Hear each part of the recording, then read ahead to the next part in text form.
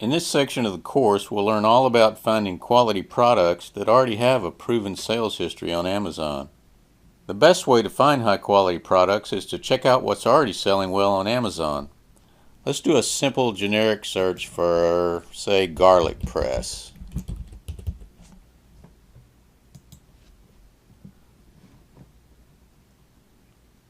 Let's look at this one. Buyers are much more likely to purchase a product with existing reviews and star ratings such as this one. It gives them a confidence that the product's already been tested and approved by other buyers. In a perfect world, you'd find products with these attributes. They would have tons of monthly sales, not be sold by Amazon, have no other prime sellers, have friendly suppliers that are excited to work with us, and always in stock at great margins. In the real world, this rarely happens, but with a little detective work, we should be able to come pretty close and make it well worth our time. However, there's one attribute you should not compromise with. Don't try to compete with Amazon for the buy box. Walk away from any product being sold by Amazon, such as this one. As you probably already know, Amazon's entire product catalog is divided into categories. There are many categories in Amazon's catalog that require pre-approval, also known as gated categories. The very first thing to consider is whether or not you're approved to sell in a particular category.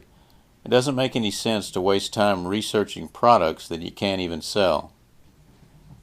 In the PDF file, there's a link called Categories and Products Requiring Approval. It will take you to this Amazon site. If you scroll down a little ways, you can see the different categories on the left-hand column and whether or not approval is required over in the right-hand column. If you're not sure which gated categories you're approved for, you can always go to your Seller Central account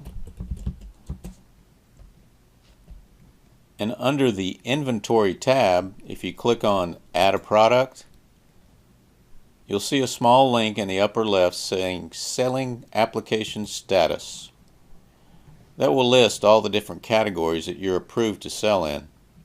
If you're just starting out, don't worry too much about gated categories. There are plenty of products in ungated categories for us to research. Now let's talk for a minute about browser extensions. I've found that the Chrome browser is the best for researching products on Amazon. If you don't already have it, there's a link here that will take you over to the download page. You might go ahead and consider installing the Chrome browser for these extensions that we're going to be working with. The first extension I want to talk about is called the DS Amazon Quick View. The link on the PDF file takes you to the Chrome web store. You can see that I've already got it added. I'll show you what it does on a search page. If you get it installed and you go ahead and turn it on,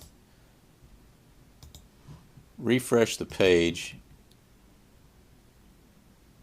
you'll see that it's now loading up the bestseller rank and the top level category along with the ASIN for each product listed on the search page. It'll tell you how many FBA sellers there are, and you can buy a paid version of it that will show you the price history and the bestseller rank history from a website called Keepa.com. The DS Amazon Quick View will show you lots of other detail about that particular product without you having to click through and spend all the time scrolling up and down finding all this other information. It's really helpful. Another neat extension is the FBA Calculator widget. There's a link inside the PDF file. Here's what it looks like in the Chrome Web Store. I've already got it added also. Let's go take a look at it.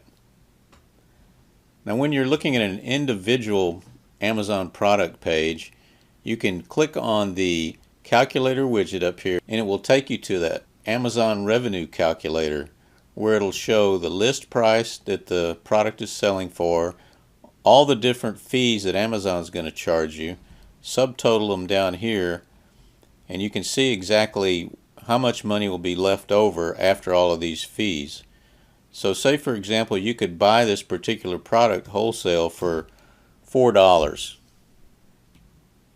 we type in $4 in one of the open fields like prep service, for example, you can see that with all the fees and a $4 buy cost that your net would be $5.56. So it's a quick way to analyze whether or not there's a decent margin on a particular product. So using these simple free tools and a few other pieces of information, we should be able to make an educated guess as to whether or not we want to move forward with a particular product. Now there's several methods used for finding great wholesale products to source. We'll concentrate on a few that I think work the best.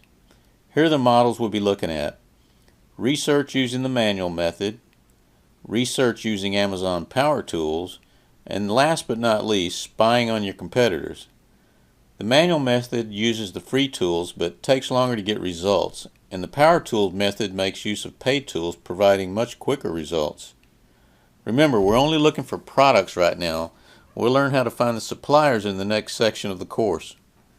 You can picture this whole process as a gigantic funnel. We're going to dump hundreds of thousands of Amazon products, and through a process of elimination, we'll squeeze out a few products where we attempt to find the wholesale suppliers, analyze their pricing, and place an order if the numbers look good. So let's go hunting.